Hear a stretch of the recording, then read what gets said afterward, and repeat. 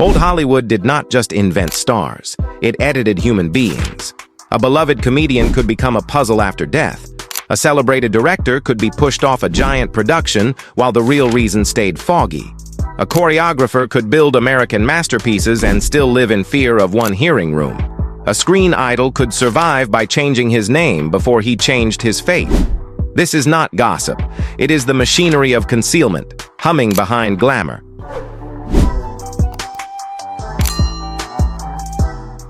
Kaye.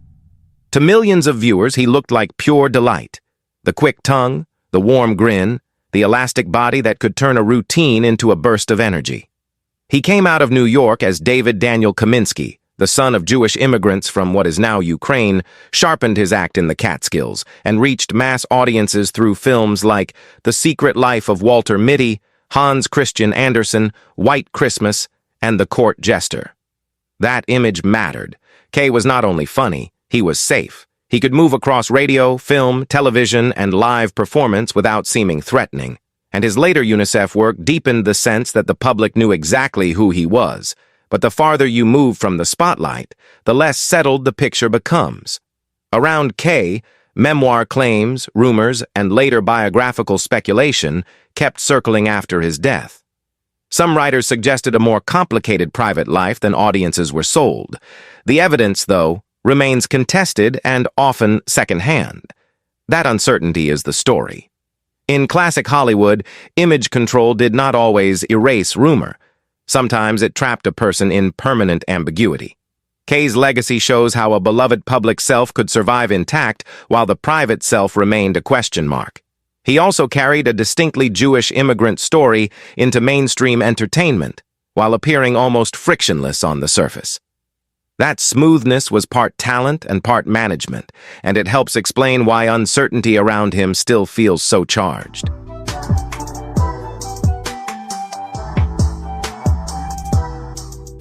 Tony Curtis. Entering Hollywood, he looked like a studio dream. Handsome, restless, magnetic, he could be sold as romance, swagger, wit, or danger. Yet before he was Tony Curtis, he was Bernard Schwartz, born in Manhattan to Hungarian Jewish immigrants and raised in the Bronx. By the time Universal turned him into a contract player after World War II, his name had already been streamlined into something sleeker and easier for the marketplace. That change was not trivial. Hollywood often treated ethnic specificity as a problem to be softened or translated. For Jewish performers especially, a new name could promise entry into the American fantasy machine. The audience saw glamour. The industry saw packaging. Except packaging has consequences. Curtis became a star in films like Sweet Smell of Success and Some Like It Hot. But the polished leading man image also narrowed what the public was allowed to imagine about him. In later years, scattered rumors and retrospective speculation about his private life followed the same old Hollywood pattern. Enough talk to create intrigue, never enough certainty to justify a verdict. The deeper tension is not whether every rumor was true. It is that reinvention trained audiences to confuse marketability with identity. Curtis's story makes the pressure visible. Before the public knew his face, the system had already begun editing his background and the edges of selfhood that did not fit its preferred masculinity. Curtis himself later spoke openly about poverty, family struggle, and the pressure to rise. That biographical reality makes the stage name feel less cosmetic. It becomes evidence of how Hollywood could turn assimilation into career policy. George Cukor.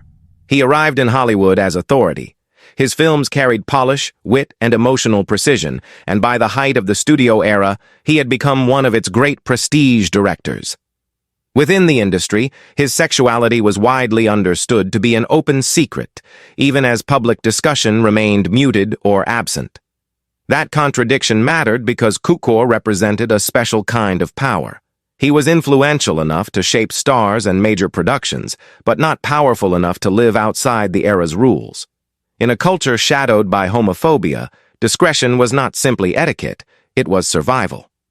Then comes the episode that still clings to his story, his removal from Gone with the Wind in 1939.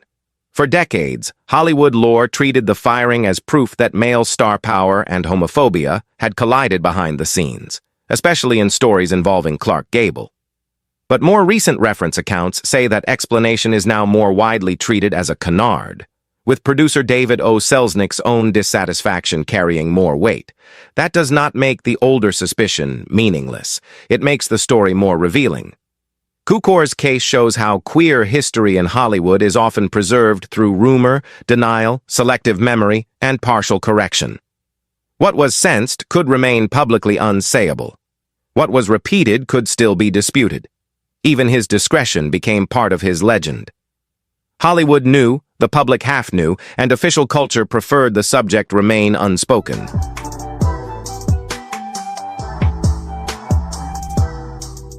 Jerome Robbins. He seemed to define American brilliance. Born Jerome Rabinowitz in New York, he moved from dance into choreography and direction with a force that helped shape Fancy Free, On the Town, West Side Story, Gypsy, and Fiddler on the Roof. His public image was not scandal. It was genius, discipline, and creative authority. But beneath that image sat fear. Robbins was a gay Jewish artist in a period when exposure could destroy reputations, careers, and entire professional networks. The pressure hardened during the anti-communist panic that fed the blacklist and a broader culture of investigation. PBS's American Masters says Robbins ultimately agreed to testify before the House Un-American Activities Committee after threats that his homosexuality could be exposed. Here is the moral turn. Robbins did not simply endure fear. He acted under it. In 1953, he named names before HUAC, and that decision haunted his legacy for decades. Colleagues never forgot it. Admirers never fully resolved it. The same artist who helped create works now treated as American classics also carried the burden of having cooperated with intimidation. That is why Robbins is the midpoint. His story forces the ugliest question in this era. What survival can cost when a system learns exactly where you are vulnerable? He left behind brilliance, fear, achievement, and a wound that success could not seal. His story is unforgettable precisely because the pressure was both political and intimate, public and private at once.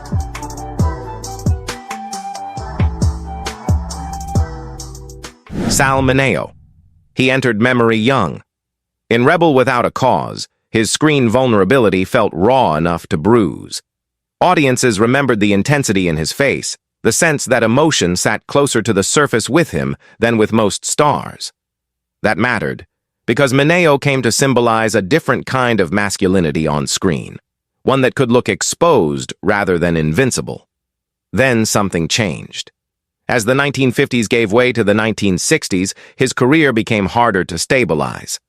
Industry attitudes hardened around what kind of leading man could still be sold.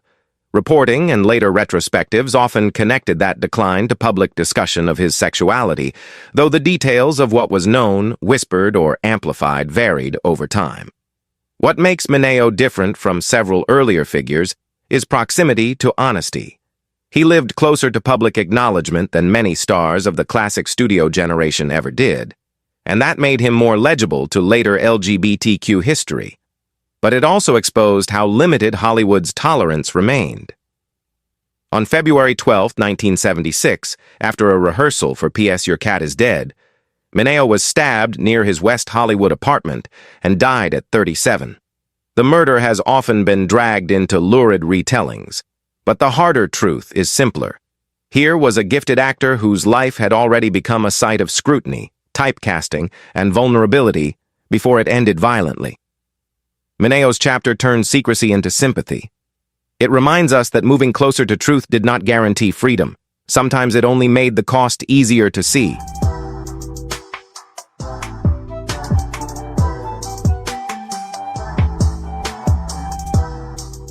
Zero Mostel.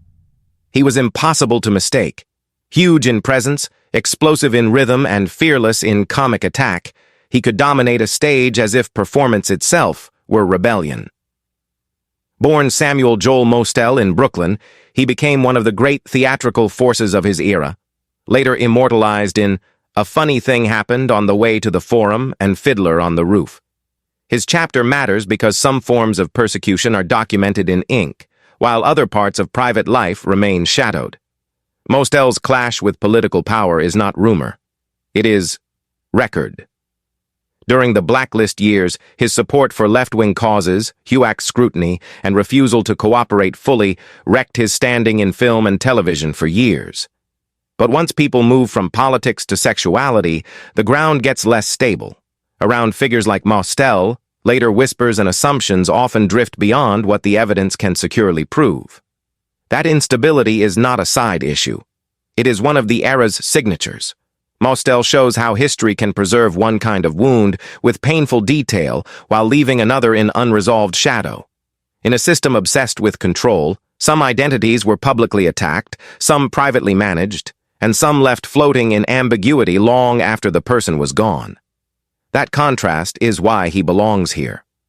The record around him teaches caution at the exact moment when gossip culture invites overstatement.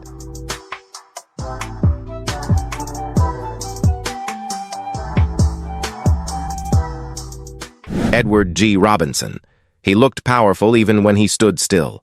After Little Caesar in 1931, his face became one of the defining masks of gangster cinema. Hard, sharp, commanding. Yet before Hollywood fixed him in public memory, he was Emanuel Goldenberg, born in Bucharest to a Yiddish-speaking Jewish family and brought to New York as a child. Like so many others, he entered stardom through a renamed self. That authority hid vulnerability. Robinson supported many civic and political causes, and during the Red Scare he discovered how easily generosity and association could be turned into suspicion. He testified before HUAC in 1950 and again in 1952, after learning that a number of organizations he had aided were being labeled communist fronts. Reference accounts describe him as effectively graylisted afterward. Here is the twist. Robinson's chapter is not strongest as a sexuality case. It is stronger as a story about atmosphere. He shows how a hostile political climate could make any star feel exposed, especially one whose immigrant Jewish background already marked him as an outsider to older fantasies of effortless American belonging. On screen, he embodied command. Off-screen, he learned how quickly public standing could become a negotiation with panic, accusation, and survival. His life reveals how image, ethnicity, and fear could lock together even around a man associated with strength.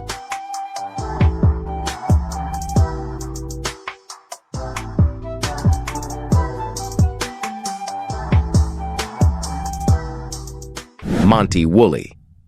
He made eccentricity look aristocratic. With the beard, the clipped delivery, and the acid wit he brought to the man who came to dinner, he became a memorable character star, fussy, brilliant, theatrical, and just strange enough to feel untouchable. By the time the stage hit became a film success in the early 1940s, Woolley had turned manner into signature. But signature can also be camouflage. Woolley lived with the kind of stylized public ambiguity that classic Hollywood often found useful. He was distinctive enough to be celebrated and odd enough to be left partially undefined. Later reference sources describe him as gay and closeted, and they note his long companionship with Carrie Abbott, publicly framed in safer language. That gap between lived intimacy and public wording is the point. In Woolley's era, discretion could become a life system. Not a single lie, exactly. More like a web of omissions, euphemisms, social understandings, and carefully limited visibility. His story is less about a visible break than about endurance. He suggests how an entire lifetime could be arranged around surviving without direct acknowledgement. After death, that leaves historians with clues, companions, reputations, and coded records, but never the easy satisfaction of simple disclosure. Woolley stands for the long afterlife of ambiguity itself, where survival leaves behind style, affection, and silence in almost equal measure. Hollywood repeatedly rewarded the performance of safety and punished whatever threatened the marketable illusion. That is why the final chapter cannot be about scandal. It has to be about cost, the cost of splitting identity into what could be sold and what had to be hidden. The machine did not merely conceal people. It trained them to divide themselves in order to last. These lives suggest a double burden: survive the fantasy and survive what the fantasy forbids. Which figure do you think paid the highest personal price for staying silent?